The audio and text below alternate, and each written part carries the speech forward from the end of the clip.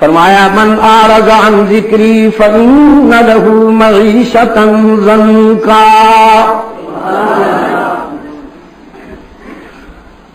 جس نے مجھے بھلا دیا زندگی عذاب بن جائے گی، عذاب۔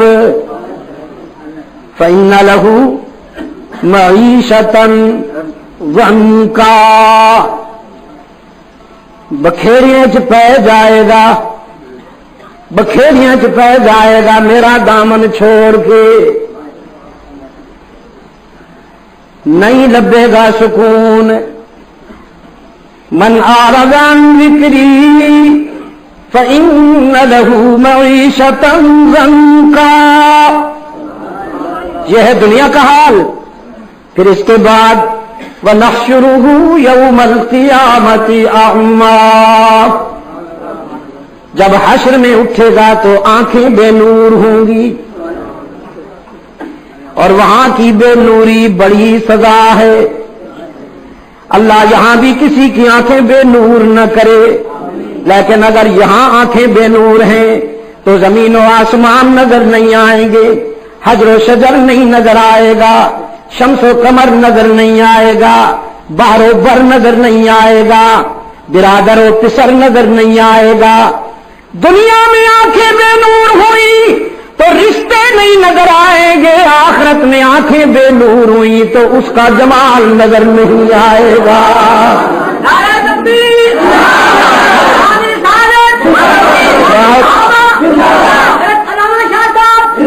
بہت بڑا نقصان ہے میاں یہ۔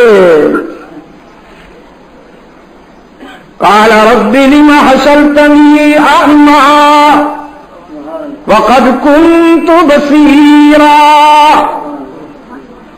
چیخے گا یا اللہ کیا ہوا، میرا نور کہاں چلا گیا، میری بصیرت کہاں چلی گئی، میں تو آنکھوں والا تھا۔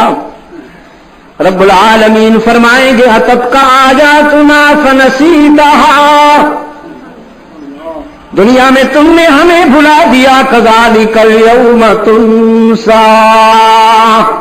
آج تجھے بھلا دیا گیا ہے۔ انصاف ہوا ہے، انصاف ہوا ہے۔ یہ وہی کھیتی ہے جو تو نے بوئی، اس لیے رب العالمین نے فرمایا لا تلہکم اموالکم ولا اولادکم عن ذکر اللہ،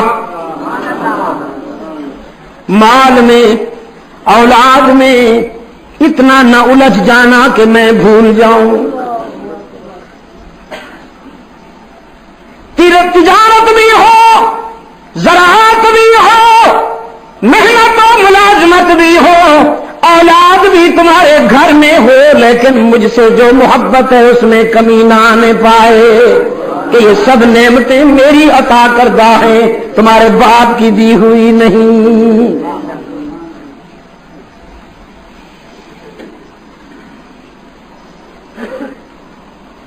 اور اگر تم یہ سمجھتے ہو کہ دولت سے سکون ملے گا، اولاد سے سکون ملے گا، تو یہ تمہاری غلط فہمی ہے۔ دولت جتنی زیادہ ہوتی جائے گی بے قراری اتنی ہی بڑھتی جائے گی، اور اولاد بھی جب بڑی ہو جائے گی تو طبیعت صاف کرے گی تیری۔